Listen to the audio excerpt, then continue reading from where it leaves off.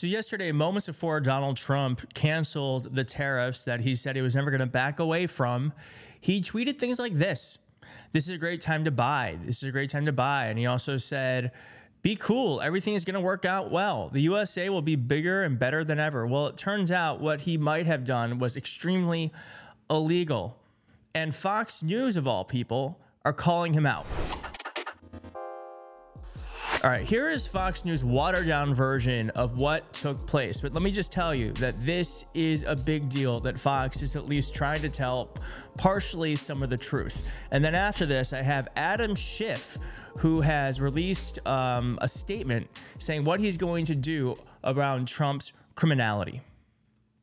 Well, I mean, because of the mixed messaging, how can you doubt them? I mean, let's be clear what happened. Who capitulated here and why? And, I don't want to say this because I'm a patriot. I'm an American. But it is the White House who capitulated based on everything I hear and all my sources. And the reason why is because of the bond market and what happened last night. Bessent knows this better than anybody. When you have yields on the 10-year rising to 5%, stuff starts shutting down when you have the lending markets screwed up. By the way, who was dumping the bonds? Somebody asked them if it was China, right? Mm-hmm. It wasn't. It was Japan. While he was negotiating with Japan, according to my sources, who are running major money management firms that are involved in the bond market, without giving up names, Japan was dumping bonds because they believed this was not a great place to do business. That forced their hands. Now, what you can say, I think, legitimately here, is Trump decided to take the win. And here's why. There was overwhelmingly, deal potential here among the entire world, except for maybe China, right? Everybody really wanted something. So he did take the win, but make no mistake about it. Peter Navarro was talking as of yesterday about not taking the win, and now they did. And it's all because of the bond market. I want to point. Yeah, so Donald Trump capitulated because he was getting pressure from Japan. And he also, now they didn't touch on this aspect of this story, but here is, this is a great time to buy. Someone said, just to be clear, this post earlier is now a crime. Christie said, it doesn't feel insane to me that Trump's tariff recession is just a way to pump and dump the stock exchange for his buddies, right? Sell at current price, tank it, and bad news, buy at the bottom, announce a resolution with whatever country, let it climb up, rinse and repeat. She said that a month ago. And that is exactly what is being asked now. Trump's encouragement of the stock market, investors draw scrutiny. And a member of Congress, Representative Mike Levin of California, said, how is this not market manipulation? If you're a Trump supporter and you did what he said and you bought, then you did great. On the other hand, if you're a retiree or a senior or somebody in the middle class over the last 3 days that didn't have the tolerance for risk and you just started to sell, you got screwed. Exactly. And guess who else is joining in on this? Marjorie Taylor Greene.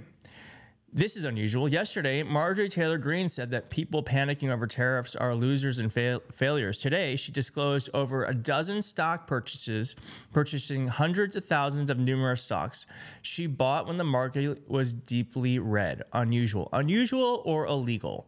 Criminal? And here is Donald Trump basically just saying the quiet thing out loud. And he made $2.5 billion today, and he made $900 million. That's not bad. Market manipulation. He made $2.5 million today, and he made $900 million. That's not bad. It's actually bad. That is called crime. You are committing a crime. You are manipulating the market so that your buddies can do well. And let me just show you. This is not something that's just being made up, because look at this. NASDAQ call volume spiked minutes before the 90-day tariff pause was announced. Not a good look at all. So you see this here. Those are calls for the NASDAQ. Many people buying who were tipped off that the tariffs were going to stop being in effect. So they bought when it was very low because they knew it was going to get higher. And here's what AOC said to that. Any member of Congress who purchased stocks in the last 48 hours should probably disclose that now. I've been hearing some interesting chatter on the floor. Disclosure deadline is May 15th. We're about to learn a few things. It's time to ban insider trading in Congress. Yeah, the Republicans were so upset, as they should be, about this, with Nancy Pelosi being able to just trade stocks. She's made hundreds of millions of dollars probably because of her inside information around what is going to happen around certain companies and regulations. And she's benefited from that immensely. And the Republicans, rightly so, attacked her for that. I think we need to ban all stock trading. If you're a member of Congress, you don't get to trade stocks. Sorry, you shouldn't be able to make money off market manipulation. Senator Adam Schiff says, breaking, I'm demanding answers from the White House and Office of Government Ethics about whether anyone in the Trump family or administration profited off of this tariff chaos through insider trading. And that basically is what the letter says. This is important. Not going to happen because the Trump administration is not going to make itself accountable to anything or anyone. We are going to have to wait until the election in November of 2028 to make sure that we do everything we can to eventually get these criminals prosecuted for what they're doing. I'm so upset about this. Tens of thousands of people probably sold their retirement, their 401ks at a lower price because they were so scared about what was happening. And the richest among us, who are Donald Trump's friends, are making money off of that. They are, look at this. This is a bunch of rich people capitalizing on the pain of average Americans, pain that Donald Trump is inflicting. And I am disgusted by it.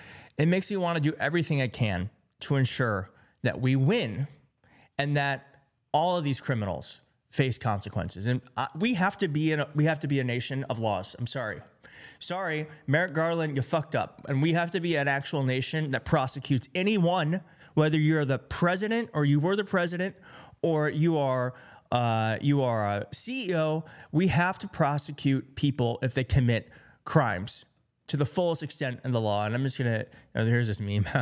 I'm going to put 25% tariffs on you. Why, Mexico? Why? No idea. What are you going to do about it? Mexico, nothing. And then another MAGA win, tariffs suspended. And then Mexico's like, okay. And that's exactly what it's like. And mega donors are saying the quiet part out loud. Here's this guy saying, I was a mega donor for the Democrats. I couldn't get a phone call return from the White House to save my life. The Trump administration is totally different. There's not a single person there you can't get on the phone and talk to. That's not a good thing. That's not a good thing. That actually makes me feel pretty good about Democrats. I don't want mega donors to have access to staffers or politicians. You should have to go through the same chain of communication as an everyday person.